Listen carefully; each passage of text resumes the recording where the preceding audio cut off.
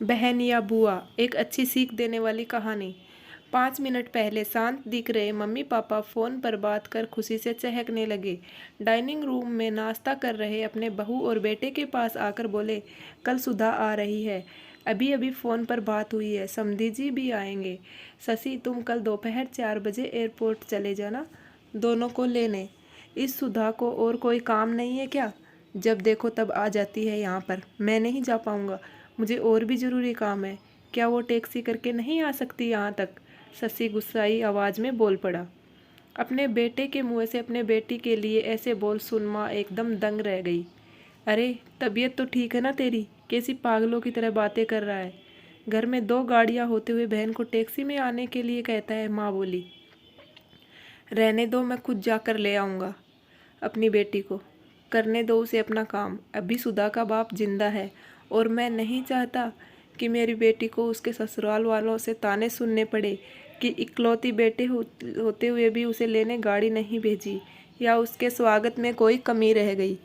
पापा ने बेटे को अपनी नाराज़गी जताते हुए कहा, आप दोनों समझते नहीं हो मम्मी पापा। वो जब भी इस घर में आती है तो सारी दिनचर्या बिगाड़ देती है। वो तो आराम से बैठी रहती है किसी महारानी की तरह। हम सबको उसकी आवभगत में लगना पड़ता है।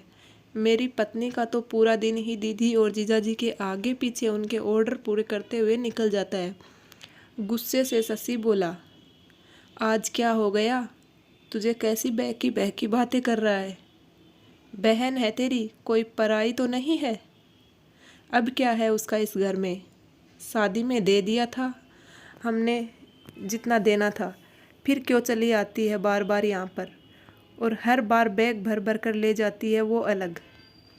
आपको समझना चाहिए, वो सिर्फ हमें लूटने आती है और कुछ नहीं। शशि ने तंज कसते हुए कहा, तुझे क्या? अगर वो यहाँ से थोड़ा कुछ ले जाती है तो ये सब मेरी मेहनत की कमाई है और मैं जो चाहूँ करूँ। चाहूँ तो पूरा सुधा को दे दूँ। पापा गुस्से से लगभग कांपते हुए बोले। अब शशि अपनी आवाज़ धीमी करते हुए बोला, मैं कहाँ कुछ नई बात कर रहा हूँ मम्मी पापा। मैं तो वही बोल रहा हूँ जो मैंने बरसों से बुआ के साथ होते हुए देखा है। आज अपनी बेटी के खिलाफ 2 शब्द क्या सुन लिए? आप तो गुस्से से लाल हो गए। ज़रा सोचिए, जब आप बुआ के साथ ऐसा व्यवहार करते थे तब दादी को कैसे लगता होगा? बुआ जो हम पर इतनी जान छिड़कती है, आपने कभी उनके और उनके ससुराल वालों के मान सम्मान के बारे में परवाह नहीं की। उन्होंने कभी भी आपसे कुछ नहीं मांगा, बल्कि हर बार वो अपने साथ कुछ ना कुछ लेकर ही आती। लेकिन आपका व्यवहार कभी भी उनके साथ अच्छा नहीं रहा। दादी ने भी आपसे कहीं नहीं कहा कि मेरी बेटी को पैसे दो या कुछ खरीद कर दे दो। फिर भी दादी को आपके यहाँ इतनी भी परवानगी नहीं थी कि वो अपनी बेटी को कुछ दिनों के लिए अपने पास बुलाकर रहने दे। अपनी बेटी का ऐसा अपमान वो सहन नहीं कर पाई, इसलिए वो गांव में पुराने घर में अकेली रहने चली गई। बुआ भी अपना अपमान सह लेती, पर आपने तो उनके पति का भी मान नहीं रखा, इसलिए उन्होंने भी हमारे घर आना जाना छोड़ दिया। जिस तरह सुधा इस घर की बेटी है, बुआ भी तो इसी घर की बेटी है।